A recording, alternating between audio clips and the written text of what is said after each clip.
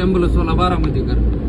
तर मी बारामतीतून पुण्याला एक बाळ 11 वर्षाचं शिफ्ट केलेलं आहे. तर त्या बाळाची हिस्ट्री अशी आहे की त्या बाळाला मेंदूत ताप गेल्यामुळे त्याला हाय सेंटर पुण्याला शिफ्ट करण्याची वेळ आली. तर मी ती 1 तास 14 मिनिटात ते बाळ शिफ्ट केलं बारामतीतून. 110 किलोमीटर रनिंग टोटल असताना 115 किलोमीटर रनिंग असताना 1 तास 14 मिनिटात मी ते बाळ पुण्यात घेऊन आलो आणि ट्रीटमेंट बी चालू केली झाली त्या बाळाला.